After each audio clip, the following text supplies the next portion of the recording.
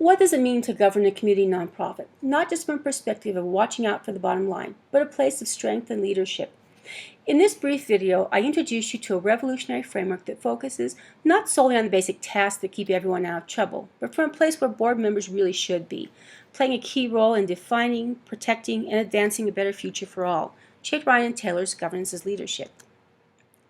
In a nutshell, Chait, Ryan, and Taylor have taken a very different approach to identifying the roles of a board and the definition of governance, in that rather than focusing on kind of discrete tasks, they look at identifying 3 lead areas where board members really can provide something important and something of true leadership. Envisioning the future, or the generative mode, moving toward that future, the strategic mode, and stewarding the resources that have been assigned to advance that future, or the fiduciary mode. There are many aspects of this that really are fairly revolutionary, starting with the fact that Chait, Ryan, and Taylor identify governance as really all 3 of these processes must be attended to in our governance processes to really be governing effectively. Where many boards tend to dwell over in the fiduciary mode, where they're looking at monitoring the financials and remaining accountable to the law, to the grantors, to various individuals and organizations that are watching out over you. That really is only a very, very small part of what boards are asked to do. The revolutionary part for me, so much so that I devoted my dissertation to studying this topic, was the generative mode, which I think probably is the most mysterious, but also the area where boards have the greatest potential for real impact. My perspective and my bias is that we waste board members horribly, that we focus them on the minute things, and then be surprised when they tend to micromanage, when we basically invite them in there, but we don't really take advantage of everything that these community leaders bring to the table. Yes, this is an important part of it, but board members are smart people. If you recruit well, smart people who can help you think strategically and help you do this generative work that I'll be describing here momentarily.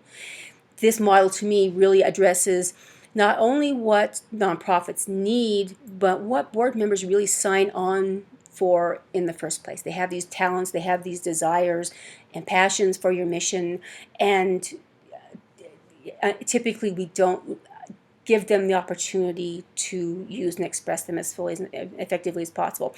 This model not only invites that work, but makes it essential to the work of what boards do.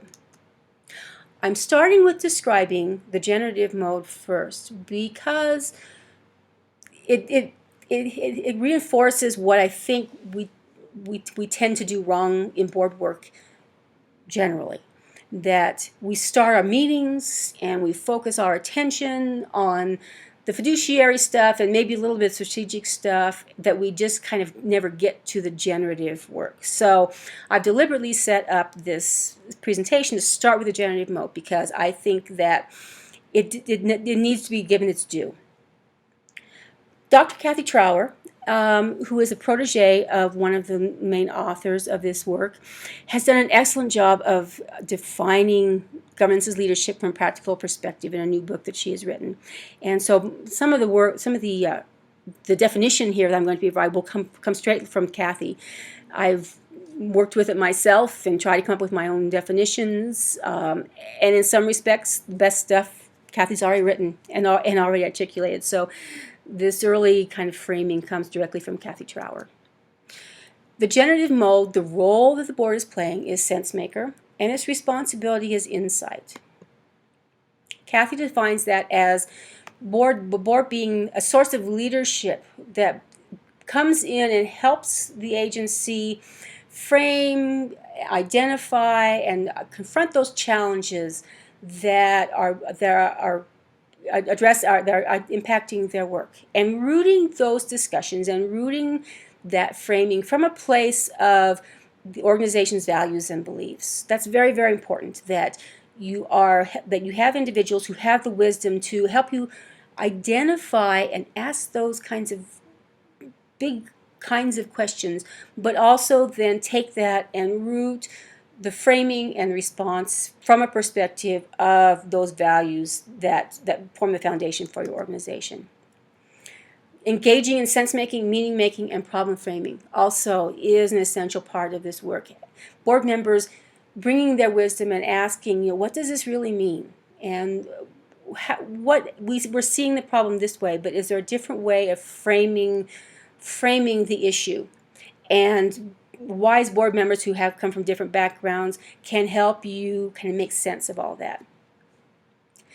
In practice, generative governance looks like problem finding, asking those board members to help you identify the future, be out there asking questions, doing boundary work, reaching out into the community, making connections to other organizations, to policymakers, to other individuals and groups who have kind of similar interests, and reaching out, drawing in information and these different perspectives, and then bringing it back to help you identify the future and what that might look like, identifying the problems or the opportunities. Those of us who are involved with organizations and human service organizations, particularly those that provide medical kinds of services, we're deep in the midst of this, or we are if we're doing our jobs, in terms of identifying what does the new healthcare environment mean to us? How does this impact our work?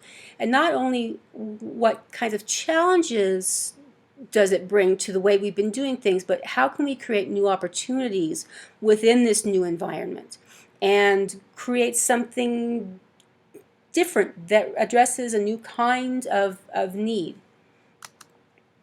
It's a creative framing of issues and exploring issues from different perspectives. That's one of the reasons that diversity of backgrounds and skill sets is so important to have in the boardroom, to be able to have different ways of thinking about the issues so that you don't just come in with one lens focused on one kind of right path to the correct answers, but you have people who can help you think differently and frame those issues differently.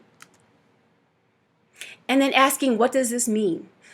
Giving boards time to reflect and think about the big impacts, the small impacts, and what does this ultimately mean to you and to those that you serve.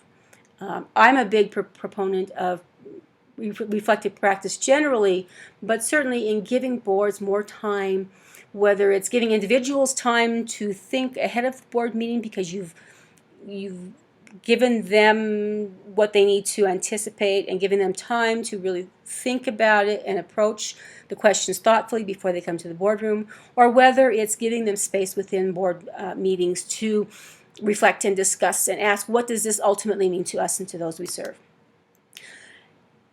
Generative governance ultimately is about questions and asking different kinds of questions about the future and about our role in it. So I wanted to give you a sense of some ideas of generative questions that actually Chait, Ryan, and Taylor provided in their original work, just to give you an idea of the kinds of things your boards probably should be and could be asking and contributing in a different way. So let me just give you a handful of examples. What will be the most strikingly different thing about this organization in 5 years? What do we want to be different because we have been here and because we have taken this approach? 5 years from today, what will this organization's key constituents consider to be the most important legacy of this current board? What do we as a board want to have as our ultimate contribution to the organization and to those that serves? What will be different and because we were here and we served? What will be most different about the board or how we govern in 5 years? Hopefully, we are evolving as a governing body, regardless of who's at the table. And how will it be different? How do we need to act differently? How do we need to work differently? What different kinds of perspectives will we be needing in anticipation of what lies ahead? And then what's the biggest gap between what the organization claims it is and what it actually is? So what's the, what do we have to be working on to work towards what we want to be? How do we move our organization and our board towards that vision of what we are? And how do we address those issues that are keeping us from being at our very best? Can you see how these kinds of questions could be very provocative and engaging board members in different kinds of ways that really draw upon their wisdom and invite them and actually demand of them to step up and act as the community leaders that they are? Some of the musts that I have identified, not only in my work with nonprofit boards, but also in my research. I mentioned I did my doctoral research on the area of generative governance. And here are some of the musts that I've identified both in my own practice and in that research. The first and most important thing is our agendas that have open space for questions and reflections. The typical board agenda is just jam-packed with reports and reports and reports and requests for votes and just lots of activity and very little time for those kinds of big questions that I've suggested that they need to ask. We need to rethink our board agendas. Don't fill up agendas with lots of oral reports. Send those written reports out ahead of time. Maybe leave a little space for asking, a question if there's a question about what's provided, but really clearing out that space of focusing on things that are in the past and creating more room for questions and for group reflection. They need access to a range of information and perspectives and connections. That happens partly in the context of who's in the boardroom, how you have recruited and thoughtfully brought in different perspectives and recruited board members who don't all think and look alike and talk alike and act alike. But it's also access to a range of tools and information that help them understand both the mission of your organization and the work that it does and how it's fulfilling that, as well as its ultimate responsibilities as a board. So a range of information that help them provide the context and help them understand the issues from an informed perspective. And they need access to different kinds of connections, both those individuals or groups or connections that you bring to them, as well as the expectation that they also must be acting as your boundary spanner and doing that research themselves and talking to individuals and doing their own individual research and then bringing it back to the board. They need a clarity of mission and direction. You would be surprised how many boards kind of never really look at the mission and never really have a chance to focus on why is it we're here. You can get into a position of autopilot, operating on autopilot, and never really stopping to say, okay, what does this mean in terms of how does this impact the mission and why are we really here? One of the most important things I found in my research was the value of that mission focus. The board I studied, I did a case study, and the board I studied, that mission was just explicitly and implicitly at the center of all the work that they did. They had a clarity about what their purpose was, both what they were doing as well as what they were not doing. And that helped guide them towards very, very strong decisions in which they could be confident. You have to have members willing to ask those kinds of questions and ask tough questions. You need people who are willing to challenge others and not just let you accept the easy way. You need people who are willing to play devil's advocate, or who are willing to ask, what's really going on here? Are we being short-sighted in this? You need individuals who are not afraid to challenge their peers and who will encourage them to stretch their thinking. You need connections across boundaries. Board members should be reaching out to the community and then back in to the organization, and you need to have that as an expectation of their board work. Many board members really love that and they thrive at that and it comes naturally. That's great, but we also need to be very clear with all board members that this is an essential part of what their job. They need to help us think differently and think more broadly, and that includes not just sharing our story outward, but also bringing what they learn and bringing what they hear back into the organization. What does it look like if generative governance has gone awry? This part is kind of broken down. Well, first off, and I'll say that this is actually fairly rare in my experience, but board members can get so wrapped up in that generative work that they ignore everything else. Some boards, if they discover this, we could just sit and ask those questions for hours and just get wrapped up in the dreams and the what ifs to the point where they ignore the other work. As I said, I think that's fairly rare, but certainly it's possible that all three modes are equally important, and there is that potential to, slight though it may be, for board members to really just love this work so much that they kind of forget everything else. You can get lost in too many generative questions. It's important to have some breadth to your exploration, but not be so overwhelmed that you can't focus and you can't bring it back to the real issues. Also, I think that's probably fairly rare.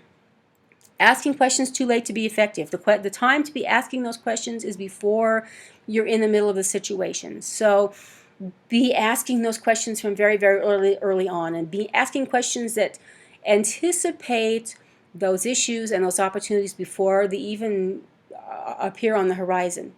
If you ask them too late, you may be literally too late to make an impact. And this, I think, probably is the one that's far more common, is never or rarely asking these generative questions. Just kind of plugging along on that standard template on our board agendas, and never stopping and asking these kinds of questions that ultimately move us closer towards that vision of the future that we really, really are there to address in the first place. Quick moment to ask, what does a generative mode look like in your board practice? Can you think of examples of how your board is doing this work? On the flip side, maybe the question is, what could you do within your board to strengthen its capacity for generative governance? So I'll just let you think about that. Let's look at the fiduciary mode, and that's the what mode. Again, this is early Kathy Trower's definition. The role is a steward, and the responsibility is oversight. And probably this one will be the one that sounds most familiar to most people listening to this video. It's a stewardship of tangible assets, overseeing operations, deploying resources wisely, ensuring legal and financial integrity, and monitoring results. This really is the accountability and oversight aspect of board work, where most boards, I think, if they're doing kind of the bottom line, this is where really they're focused. They're looking at the budgets, and they are asking questions about how we're using resources that are being provided to us, financial and otherwise, having a plan for investing and spending, being accountable to donors and to legal authorities, and making sure that we're accountable and acting in a transparent manner, and really looking at the monitoring and identifying, are we on the right track? From a resource standpoint, are we on the right track? In practice, it involves monitoring budgets and investments. It involves ensuring compliance with federal, state, and local laws, accountability to stakeholders, anticipating and monitoring risk. This is probably the area where most boards could beef up their capacity in the area of risk management, asking those questions, what are the risks that are involved in the work that we do and in our current environment, and what might those be? Again, asking those questions before you end up in hot water from a difficult situation. This is probably a major growth area for most thoughtful boards. Setting and monitoring policies. Problem identification. This is kind of the key in a nutshell role of fiduciary responsibilities. Identifying identifying problems. When this goes awry, obsessing about or ignoring the financial details. Basically identify, kind of missing the big picture. By focusing, either not focusing at all on the financial health of the organization, or focusing so much on the tiny details that you miss kind of the bigger picture of what's really going on there financially.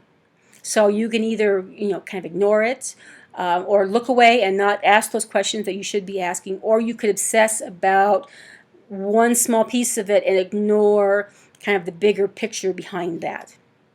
Meetings that focus solely on fiduciary or management issues, in my experience, this is where most boards tend to go astray. If they do, is that's all they focus on, is the financial aspect, the accountability, or on managing the agency, and to the point where they're not looking at anything else. Your job is not ultimately to manage the organization.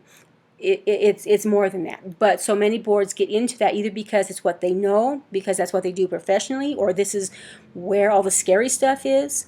But the temptation and the breakdown that I think probably most frequently has the potential to occur is right here, where you focus just on this work. Ignoring your policies or bylaws. You have to operate from those rules and regulations that you have set up, as well as the rules and regulations, the law of the land. In your practice, stop for a moment and think about how well is your board focusing on its fiduciary responsibilities. Are members asking those kinds of big picture questions? Are they operating in an accountable manner where they are successfully meeting their reporting responsibilities and being accountable to the organization's varied stakeholders? Do they err on that other side of obsessing over the management aspect of the organization and the financial aspect to the point where they don't actually do anything else? Just a quick question for you to think about. Finally, the strategic mode, or the how mode. Again, this is Kathy Trower's definition. The role here of the board is a strategist, and its responsibility is foresight. A board operating successfully in the strategic mode is partnering with senior staff to think strategically. Thinking strategically, that's important, because so often we think about the strategic work of nonprofits and about nonprofit boards as strategic planning. And yes, strategic planning is an important part of the process, but the strategic mode is far more than that. It's thinking strategically, and it's working with senior staff who have that kind of day-to-day context to think strategically about the organization and its issues and challenges. Being out there, scanning those internal and external environments, part of that boundary spanning work is going out there and just being aware, listening, and being aware of what you hear and see, and thinking about what that ultimately means for your organization. So scanning that and bringing that intelligence back to the organization, back to the boardroom.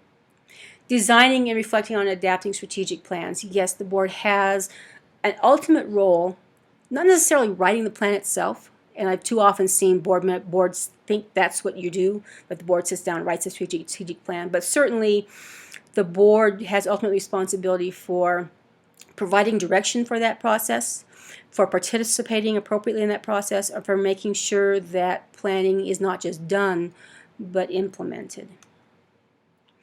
Doing what they can to strengthen the competitive advantage of the organization. Again, thinking strategically and pressing the organization and focusing the board's work on what do we need to do to be more effective and more competitive, if that's appropriate in your field of work. What can we do to be best placed in the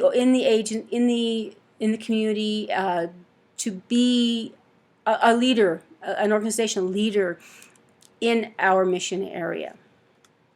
In practice, the strategic modes involves mission identification and advancement. One of the ultimate responsibilities of the board is defining and advancing the mission of the organization. Now, most of us will never be involved in actually starting up a nonprofit, so literally defining the mission may be something most of us never experience, but certainly we are always to be asking and evaluating and ensuring that our mission is appropriate, is current, is meeting the needs of the community, however we define our community. And all of the work of the board should be focused on advancing that mission. Everything you should do should be focused on moving your organization forward. If it's not, you probably should be asking yourself, should the board be doing this? Working with the CEO to identify strategic issues, opportunities, and defining goals. There again, that's working with the senior staff to identify those strategic imperatives that the organization should be working towards. And not just expecting the CEO to spoon feed it and present it to you as a finished product and for you to rubber stamp, but to really be having those conversations with that individual and identifying together as a leadership team what those issues are and how you're going to work towards meeting them.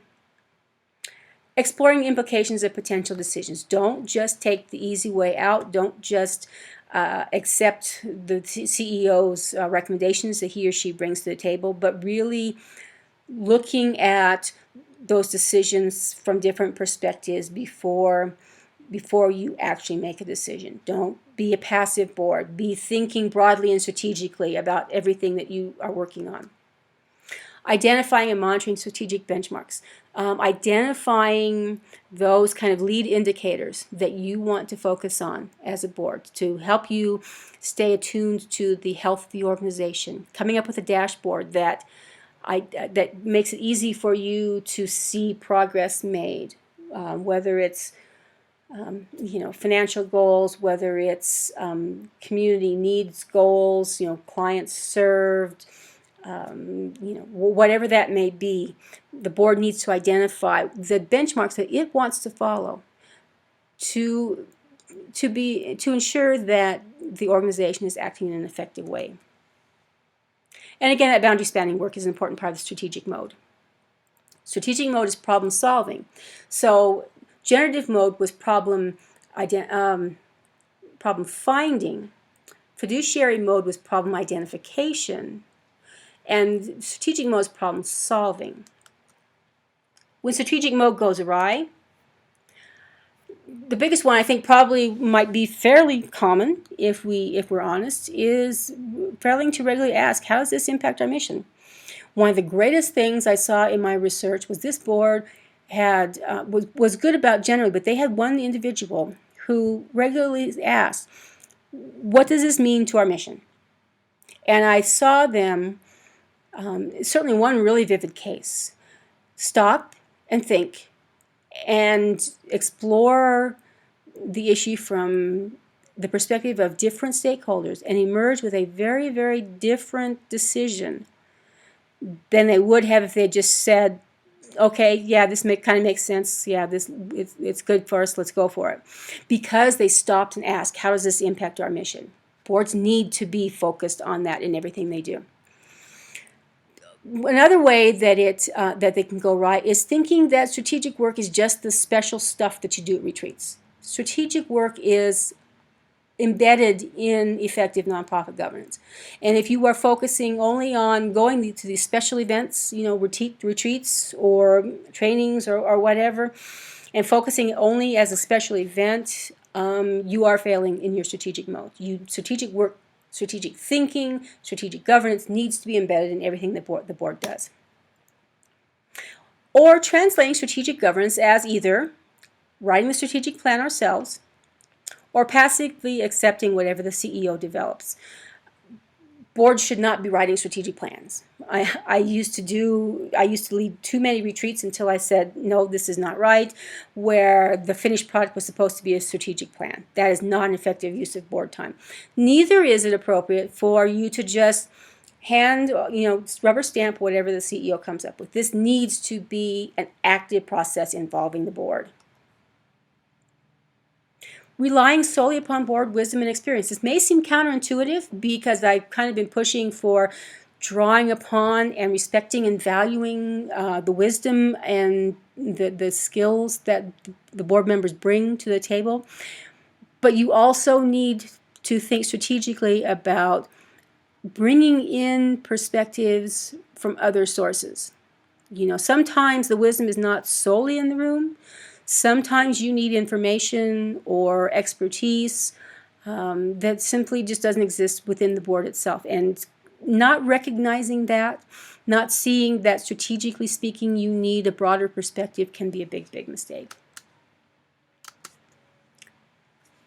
Again, as I've done with the other three modes, I'll ask, what does your board do well in the area of strategic governance?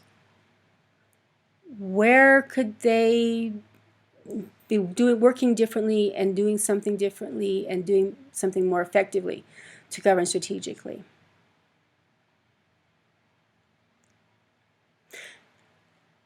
I'm interested in hearing your perspectives on this model. I have a lot of resources to share. Hopefully you'll be seeing this video in a place where I'm able to provide that to you. If not, please go to my blog, boardlearning.org, and I have a wealth of resources on this information. I really believe that this model has the potential to change the face of nonprofit governance, and this video is my very brief attempt to try to increase its visibility and try to translate it a little bit from a practical perspective to make it more accessible to boards. I look forward to visiting with you about this, to sharing any resources, and to doing whatever I can to make sure that this revolutionary model really gets the visibility and the opportunity to impact practice as it can.